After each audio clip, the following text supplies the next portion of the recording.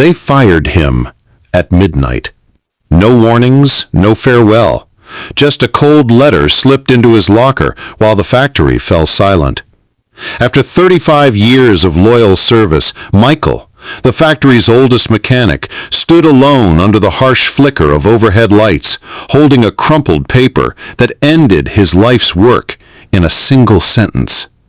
He was obsolete, they said, replaced by younger, cheaper, faster hands. The machines he had once built, maintained, and improved were now monitored by digital systems, automated lines, and people who didn't know his name. But what they didn't know was that Michael had been working on something, quietly, secretly, after his shifts ended when the factory emptied and no one was watching. For years he had scribbled designs in an old leather notebook, the pages stained with grease and sweat. It was his obsession, a machine that could triple production while cutting energy costs in half. He had shown his sketches once to his supervisor, who laughed and said the company didn't have time for an old man's fantasies. So he kept building it alone, using scraps, old parts, and his own money. Piece by piece, night after night, sometimes sleeping just 3 hours before his next shift. He believed that if he finished it, maybe they'd see his worth again. Maybe he wouldn't be discarded like a worn-out wrench. But now it was over. Fired. Discarded like the very machines he used to fix. Michael went home that night to his small, cluttered garage where the half-finished prototype stood beneath a dusty sheet. He stared at it, heart heavy, pride shattered. His wife, Helen, stood in the doorway, watching him with eyes that had seen his struggles, his quiet battles, his disappointments. "Finish it," she said softly. "You've come too far to quit now." He wanted to argue, to say what was the point, but something in her voice, a gentle defiance, made him nod.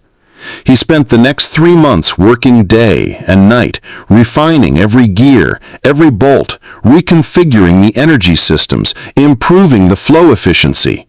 His hands, rough and calloused, bled more than once, but he pressed on. Then one day, it was ready. Michael had no investors, no resources, no allies in the company that had tossed him aside. But he had something stronger: proof. He filmed the prototype in action, a compact, efficient machine processing material 3 times faster, consuming half the power. The footage spread quietly at first, through local engineer groups, then into industry circles. One morning, Michael's phone rang. It was the CEO of the very factory that fired him. "We'd like to see your machine," the CEO said, his voice cautiously respectful. He hesitated. They had abandoned him, forgotten him.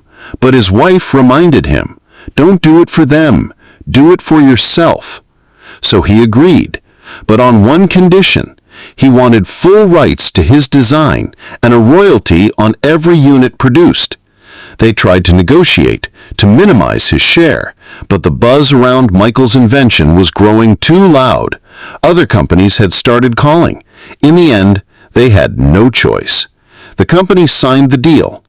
Months later, the factory lines hummed with Michael's machine. Profits soared. The company saved millions. Efficiency skyrocketed. And for the first time in decades, they gave credit where it was due.